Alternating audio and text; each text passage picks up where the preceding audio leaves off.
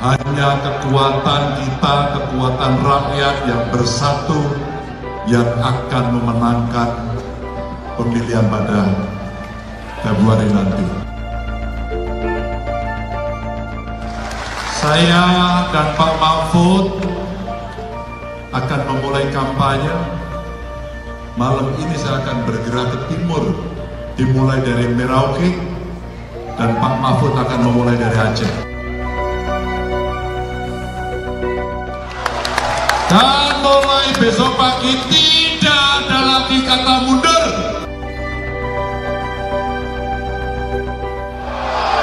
Kalau kita dihalangi di depan, kita akan tabrak. Saya sudah mendapatkan laporan Kades mulai diperiksa. Maaf, saya tidak bisa lagi diam. Dan saya kontak apa sebenarnya yang terjadi. Indonesia tanah air beta, pusaka abadi nan jaya. Pesta demokrasi 5 tahunan tinggal 2 bulan lagi. Siapakah yang akan memenangkan hati dan pikiran rakyat hingga memperoleh suara terbanyak? Konstelasi politik terutama terkait elektabilitas paslon sangat dinamis. Budaya politik dalam masyarakat Indonesia sangat dipengaruhi oleh isu terkini. Sulit berharap kepada pemilih ideologis, mungkin ada tapi tidak seberapa. Mayoritas akan memilih berdasarkan apa yang ramai hari ini.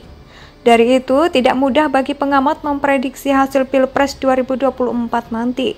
Beberapa lembaga survei juga mendapati hasil jajak pendapat yang kerap berubah, lepas faktor pesanan atau tidak. Masyarakat juga tidak terlalu ambil pusing bagaimana hasil survei yang dilansir. Mereka lebih melihat apa yang dilakukan paslon dan menunggu pula bagaimana reaksi masyarakat lain meresponnya. Jika mengikuti selera pemilih seperti itu, maka jelas terlihat pasangan Ganjar Mahfud lebih unggul dibanding paslon lain. Mungkin sebagian pihak yang tidak memahami permainan politik akan bertanya, loh kok bisa? Apa alasannya? Ya, pasangan Ganjar Mahfud dikenal sebagai figur-figur yang sudah mapan atau berpengalaman di bidang politik dan pemerintahan atau birokrasi. Tidak ada keraguan ketika mereka menyampaikan sesuatu di hadapan publik. Hal ini penting karena Pilpres akan memilih tokoh yang kredibel dan kapabel, bukan populer semata. Yang kedua, meskipun Prabowo mengambil anak muda sebagai pasangannya, belum tentu mampu menghipnotis anak muda untuk memilih.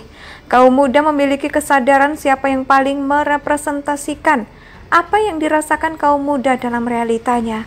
Ganjar Mahfud yang berproses dari bawah, lagi-lagi dianggap sebagai contoh yang lebih realistis.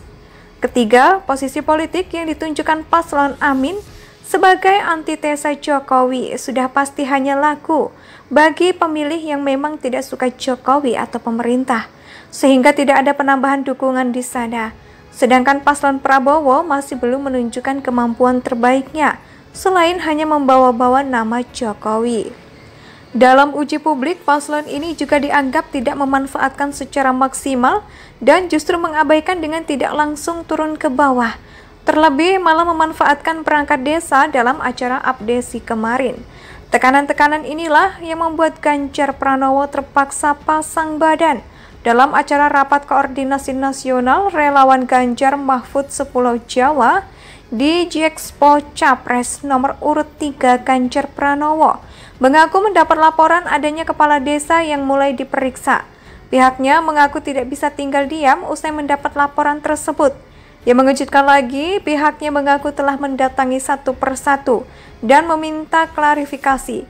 Capres paling merakyat itu juga menyebut telah mengungkap hal yang sebenarnya terjadi. Pernyataan Ganjar ini disambut riuh relawan dan para relawan terdengar meneriakan lawan. Pesta demokrasi 5 tahunan tinggal 2 bulan lagi. Siapakah yang akan memenangkan hati dan pikiran rakyat hingga memperoleh suara terbanyak? Konstelasi politik terutama terkait elektabilitas paslon sangat dinamis.